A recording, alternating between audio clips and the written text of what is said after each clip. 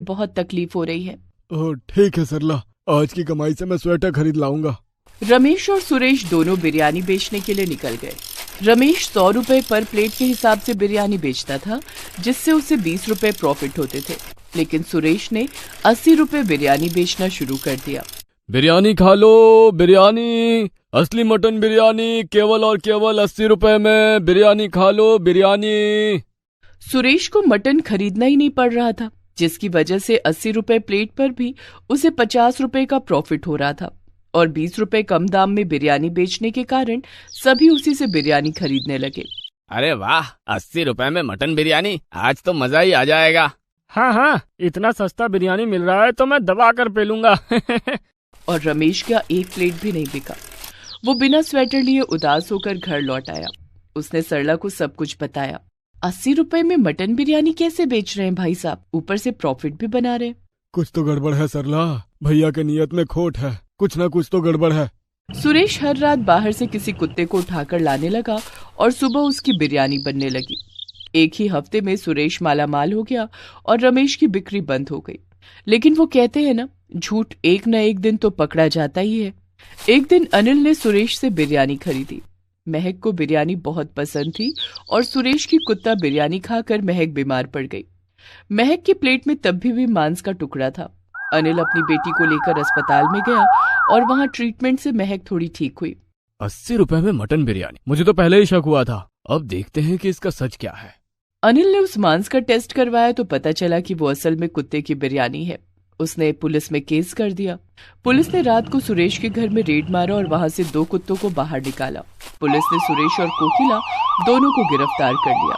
मुझे पता था कि कुछ तो गड़बड़ है। चलो अच्छा है, दोषी को सजा तो मिली। उसके बाद से पूरी ठंड के मौसम में रमेश ने बिरयानी बेची और अच्छे खासे पैसे कमाए। उससे रमेश की गरीबी दूर हो गई और उसने एक बिरयानी की दुकान खोल ली। वो सभी खुशी खुशी रहने लगे। मधु और उसकी माँ शांति बस में कहीं जा रहे हैं। इतने में बस एक जगह पर रुकती है और मधु को भुट्टे दिखते हैं। उसे भुट्टे बहुत पसंद है। माँ, मुझे भुट्टे लाकर दो ना माँ, दो ना। शांति भुट्टे लेने के लिए बस से उतरती है और तभी बस चलने लगती है।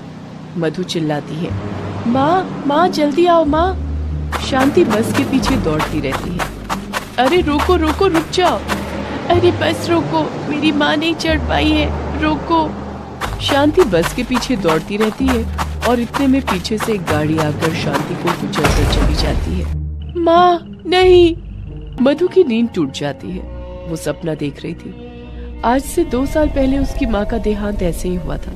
तब से मधु हर रात वही सपना देखती है। जनवरी की भयानक ठंड में भी मधु के पसीने छूट जाते हैं और उसकी आंखों में आंसू आ जाते हैं। माँ, उस दिन अगर मैं जिद नहीं करती तो आज आप जिंदा होती। सब मेरी गलती है माँ, मेरी गलती है। ये बोलकर मधु सिसक सिसक कर रोती है।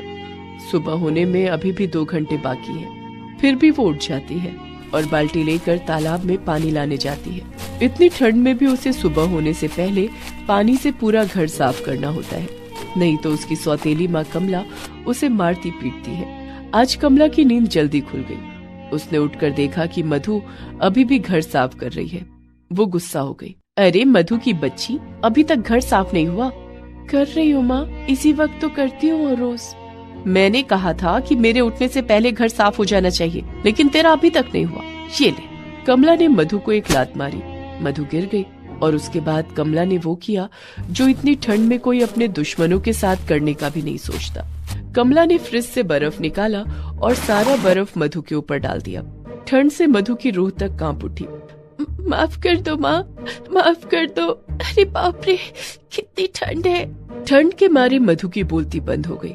कमला ने कहा, तू इसी के लायक है, अब मर यहीं पे। कमला चली गई। मधु ठंड में बैठी रोती रही। उसे पता है कि जब तक धूप नहीं निकलती उसे आराम नहीं मिलने वाला है। उसकी सौतेली माँ ठंड से बचने के लिए उसे कुछ देगी नहीं। उसकी सौतेली माँ कमला भी पेट से है। मधु की माँ शांति के मरने के बाद उसके पिता ने कमला से शादी कर ली और कुछ दिनों पहले कुछ काम से बाहर चला गया।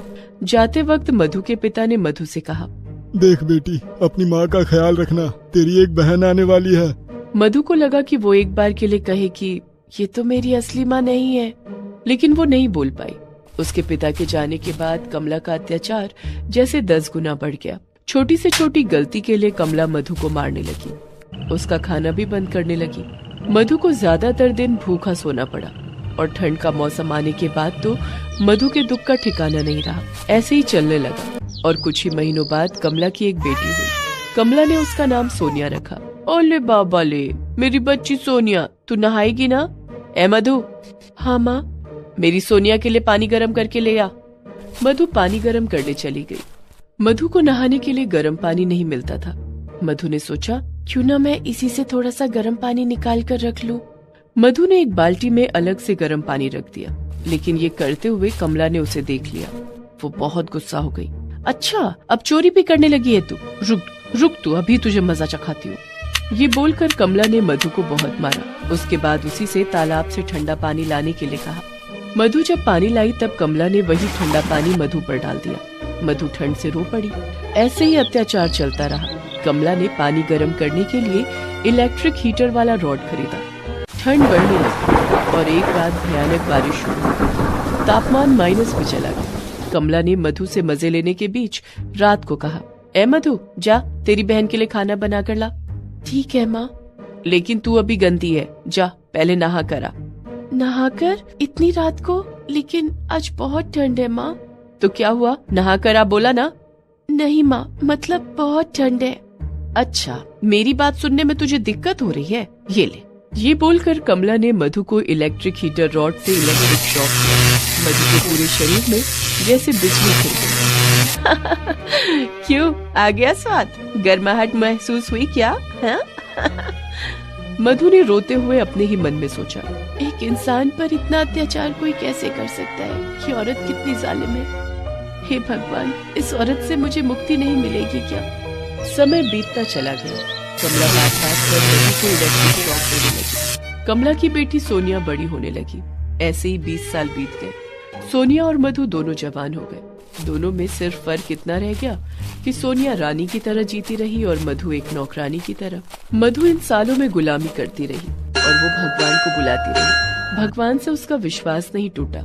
मुझे पता है कि भगवान एक न एक दिन मेरा सारा दुख खत्म कर देंगे। मुझे बस उसी दिन का इंतजार है। मधु सिर्फ अपनी माँ की यादों के भरोसे जीती रही।